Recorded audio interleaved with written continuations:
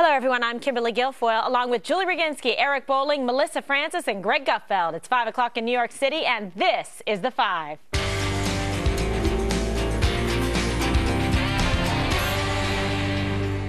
The terror attack in Texas this weekend was a direct assault on our freedom of speech. If America caves to jihadis over drawings of cartoons, what comes next?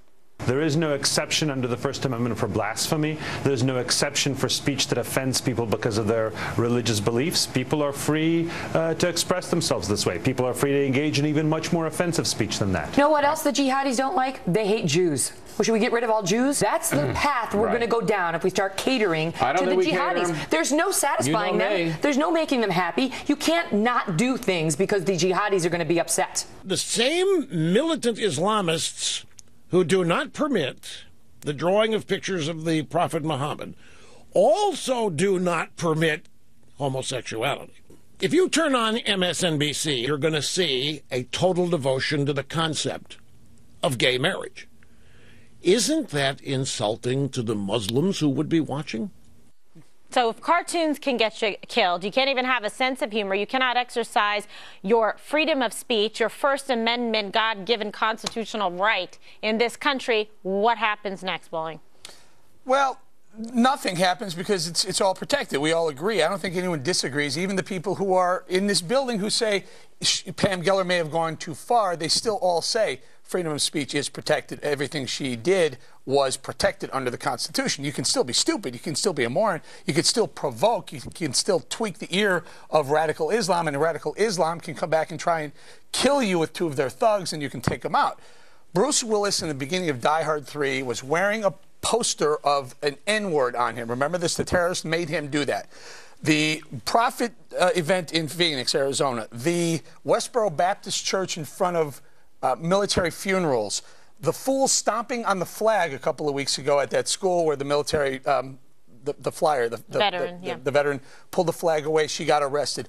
Those are all examples of free speech being protected, the stomping of the flag, et cetera, whatnot. Free speech being protected. Not necessarily smart speech, but definitely free speech being protected. Greg. Well, I always remember this old saying when there was a certain behavior that an older person didn't like, they would say, just don't rub my face in it. It's like, I got nothing against blacks and whites getting married. Just don't rub my face in it. Or I have no problem with men being with men.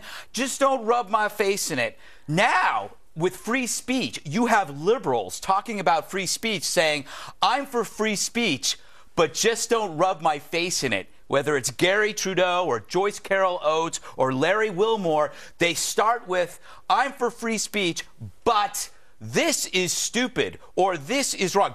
But essentially what they're saying is, don't rub my face in your free speech. It dovetails nicely with she asked for it. It's the same kind of excuse. It's stupid.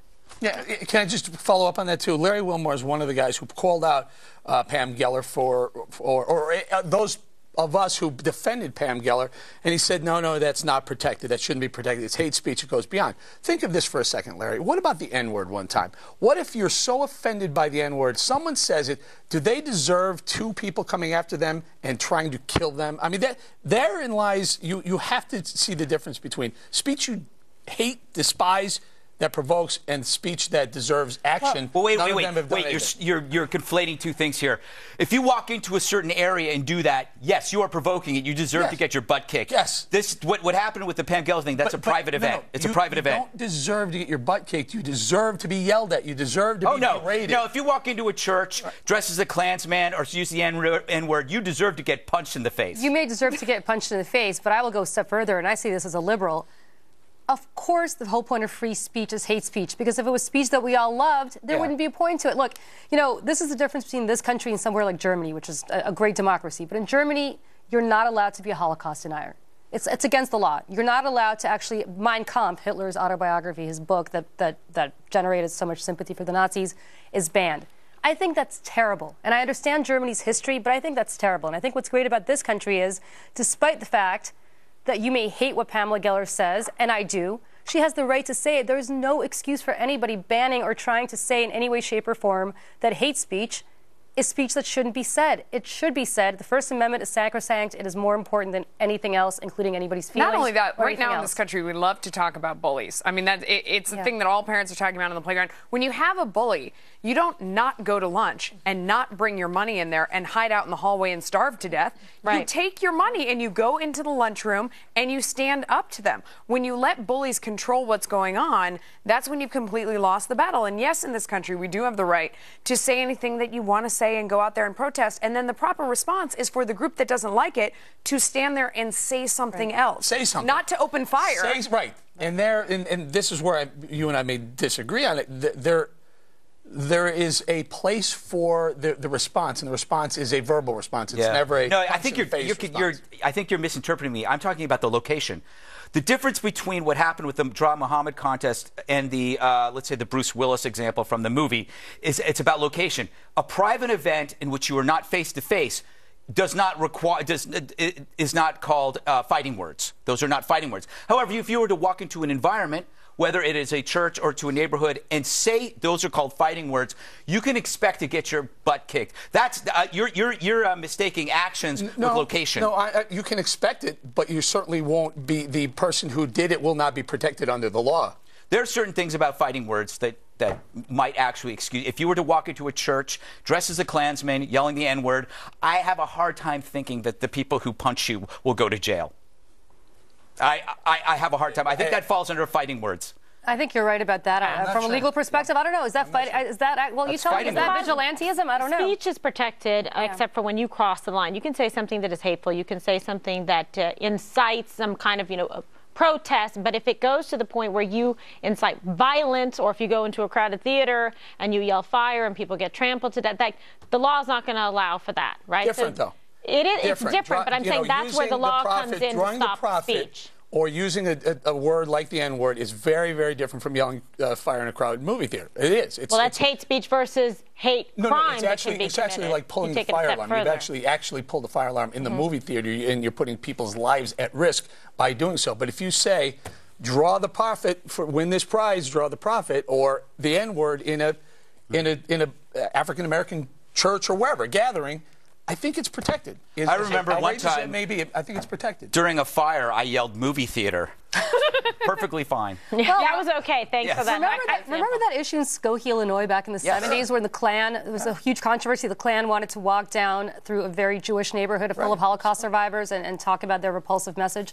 And the ACLU stepped in and actually defended the Ku Klux Klan, which you would think is not typically the case, but they were right to do it. The Klan had the right to do it, despite how repulsive their message is. And I fully agree with that, and I agree with Pamela Geller. Yeah. She's got a disgusting message, but I agree that she has the right to say And you what she agree wants with to Rush Limbaugh. I mean, this fight has made some pretty interesting Let me tell you something. The most depressing part about this is that I agreed with Rush Limbaugh today. That's so depressing. So no, that just means you're growing. People may I'm evolving. I'm evolving. People may not like her personally, but that doesn't matter.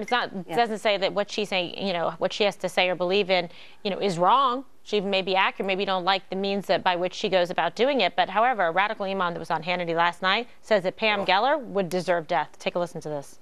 Love him. Prophet cannot withstand a cartoon being drawn about him?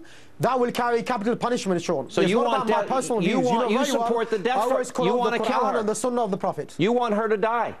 You know what? She should be put before a Sharia court and tried, and if found guilty, of course she will face capital punishment. She's not a Muslim, Anjum. She's not a Muslim. She doesn't believe what you believe. That before.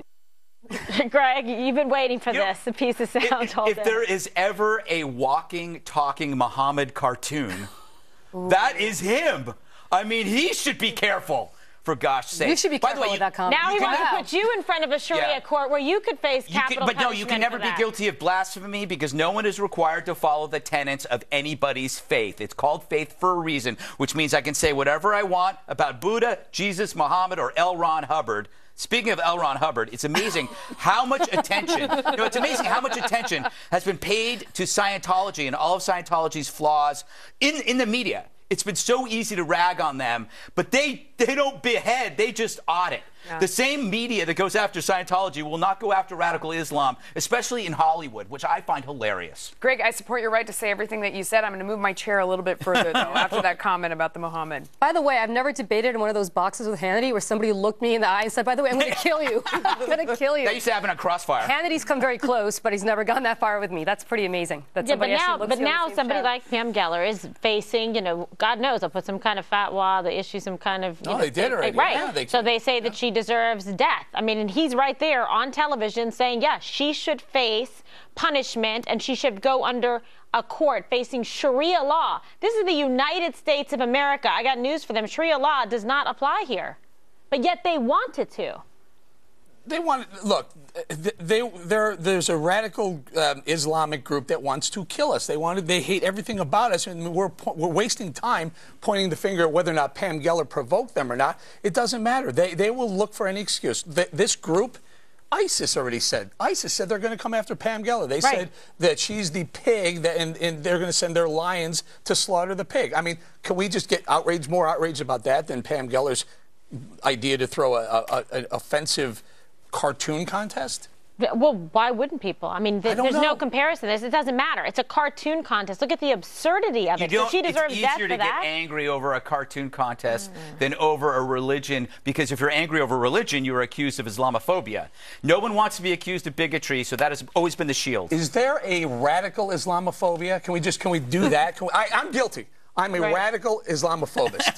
There you go. All right? Yeah. Okay coming to a court I'm a cartoonophobist. But don't forget that this is a religion of peace. But yet Iman Chowdhury wants her to face, death penalty. He's just a bad apple, Kimberly. Sometimes he's a bad apple. Sometimes that happens. Coming up, will the Clintons do whatever it takes to win back the White House? Of course. But now Bill says he's A-OK if Hillary comes in and reverses some of his policies. Greg, with that detail, next.